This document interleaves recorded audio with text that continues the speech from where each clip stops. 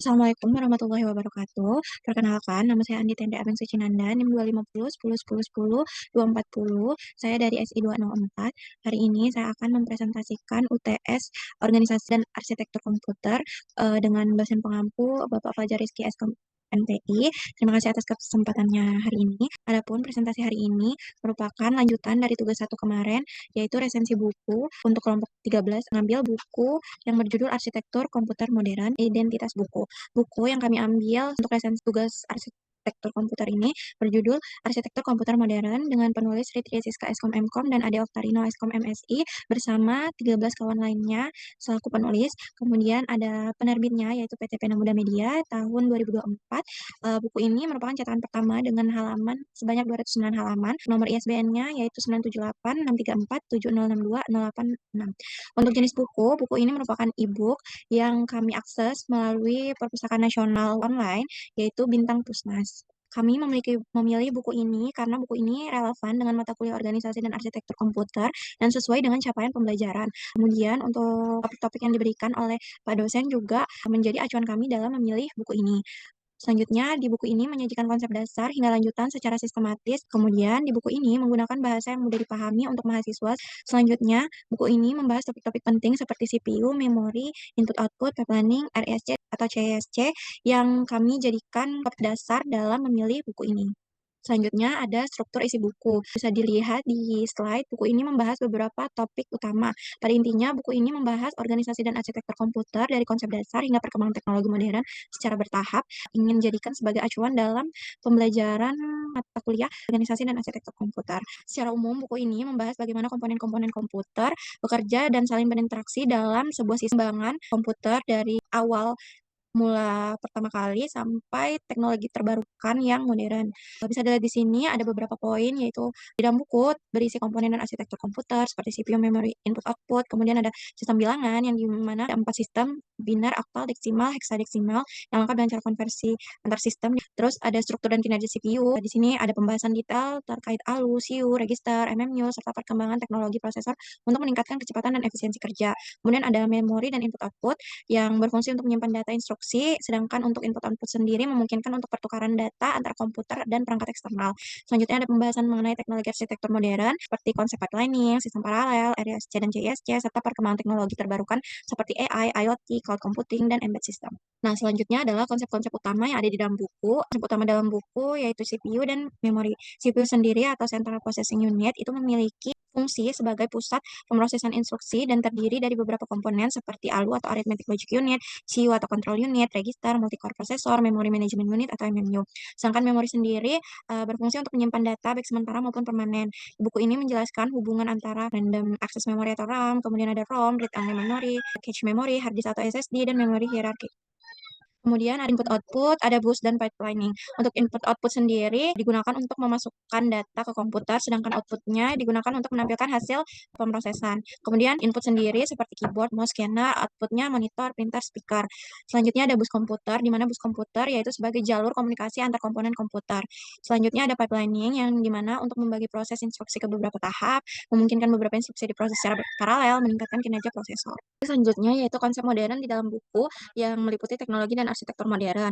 Buku ini juga membahas perkembangan teknologi modern seperti RSC, CISC, perkembangan teknologi kayak cloud computing, artificial intelligence atau AI, Internet of Things atau IoT, quantum computing, virtual dan augmented reality. RSC itu Reduced Instruction Set Computing, sedangkan CISC itu Complex Instruction Set Computing, yang dimana arsitektur RSC dan CISC ini merupakan dua pendekatan desain prosesor yang kalau RSC itu menggunakan instruksi yang sederhana dan cepat, sedangkan CISC itu menggunakan instruksi yang kompleks dan perbedaannya sendiri terletak pada efisiensi dan fleksibilitas penggunanya karena untuk CISC sendiri untuk fleksibilitasnya itu jauh lebih tinggi.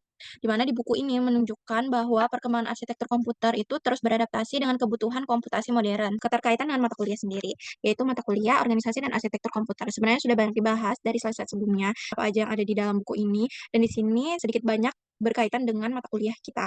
Untuk yang pertama yaitu materi CPU, ALU, register, kemudian ada control unit atau komponen-komponennya CPU. Di sini dibahas ada pada bab 2 dan bab 4 yang pembahasannya itu secara mendalam yang sangat relevan dengan mata kuliah kita. Kemudian ada fetch, decode, execute atau instruction cycle, di mana di sini ada pembahasan di bab 2 buku ini yang membahas cara kerja CPU termasuk bagaimana prosesor itu berjalan sesuai instruksi satu persatu lewat siklus fetch, decode, execute. Walaupun memang di buku ini untuk pembahasan fetch, decode, execute itu tidak mendalam pembahasan materi lain. Kemudian di materi memori utama, cache, dan memori hierarki. Di buku ini terdapat di bab 5 pembahasan hierarki memori dan dari register, RAM, cache, hingga storage eksternal secara lengkap yang sesuai dengan materi perkuliahan kita. Kemudian ada materi sistem bus atau sistem bus dan input atau output. Untuk sistem bus sendiri itu sebenarnya dibahas di bab 2 juga. Kemudian untuk input sendiri dibahas juga di bab 6, penjelasan sistemnya, sistem input output, kemudian peran perangkat lunak sistem dalam pengelolaan komunikasi data antara perangkat keras dan perangkat lunak. Selanjutnya ada arsitektur komputer modern di mana terdapat di bab 13 pembahasan teknologi komputasi masa depan seperti komputasi kuantum, cloud computing, IoT, AI, hingga augmented dan virtual reality. Selanjutnya ada pembahasan pipelining, multicore, RSC, dan CSC.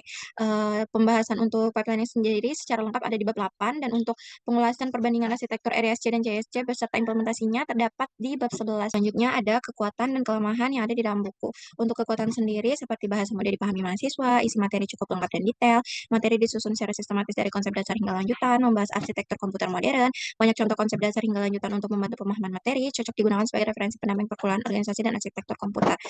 Seperti di pembahasan sebelumnya yaitu keterkaitan dengan mata kuliah, bisa dilihat bahwa di bab-bab pada buku ini sangat banyak materi yang sangat relevan dengan perkuliahan kita yaitu mata kuliah organisasi dan arsitektur komputer. Kemudian untuk materi sendiri untuk konsep dasar hingga lanjutan itu bisa dilihat dari pembahasan mengenai CPU yang ada di bab 4 dan bab 2. Itu di bab 4 lebih detail lagi pembahasannya mengenai dari awal bagaimana CPU awal yang masih menggunakan teknologi tabung vakum dan hingga sekarang yang dimana sudah menggunakan teknologi-teknologi modern seperti yang digunakan penggunaan Intel dan lain-lain.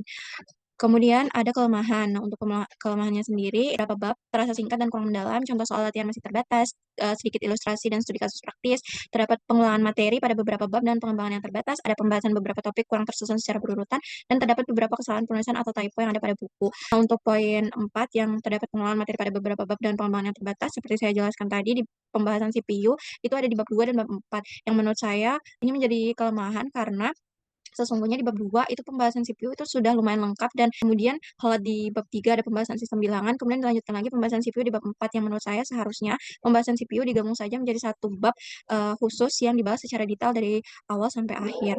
Poin 5-nya pembahasan beberapa topik kurang tersusun secara berurutan itu balik lagi di pembahasan CPU itu yang di bab 2 dan bab 4 terdapat pembahasan sistem bilangan di bab 3 yang menurut saya agak canggung ketika kita membaca sudah memahami sedikit atau sudah membaca terkait CPU, kemudian kita membaca sistem bilangan, lalu selanjutnya kita baca lagi di bab selanjutnya materi CPU, yang seharusnya menurut saya materi CPU digabung saja menjadi satu bab, atau mungkin materi sistem bilangannya diberikan di bab setelah CPU atau sebelum CPU, sehingga pada saat kita membaca buku kita bisa lebih memahami tanpa sempat terdistraksi dengan materi-materi yang lain, kemudian kembali lagi ke materi awal seperti itu. Nah, selanjutnya adalah kesimpulan awal.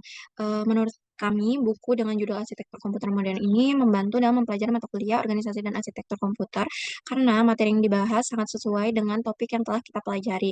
Kemudian pembahasannya pada buku ini dimulai dari komponen dasar, sistem bilangan, hingga teknologi CPU yang lebih modern, sehingga pembaca seperti kami, mahasiswa mata kuliah organisasi dan arsitektur komputer, itu dapat memahami materi secara bertahap.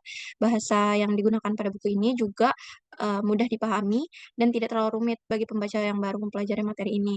Kemudian buku ini memiliki banyak materi penting seperti CPU, memori, bus, input-output, pipelining, serta RSC dan CSC yang dijelaskan dengan sangat cukup jelas. Oleh karena itu, menurut kami, buku ini dapat dijadikan salah satu referensi utama untuk memperdalam pemahaman mengenai organisasi dan arsitektur komputer. Buku ini sendiri dapat menjadi referensi yang baik bagi mahasiswa dalam memahami konsep dasar organisasi dan arsitektur komputer. Demikian presentasi yang dapat saya sampaikan. Terima kasih atas perhatian Bapak dosen dan juga terima kasih kepada teman kelompok 13 saya. Saya Andi Tandri Abeng Sucinanda, NIM 250 10 10 10 240, mempresentasikan tugas ini saya mohon maaf sebesar-besarnya apabila ada kurang dan lebihnya. Saya juga terima kasih banyak atas kesempatannya dan waktu yang telah diberikan. Wassalamualaikum warahmatullahi wabarakatuh.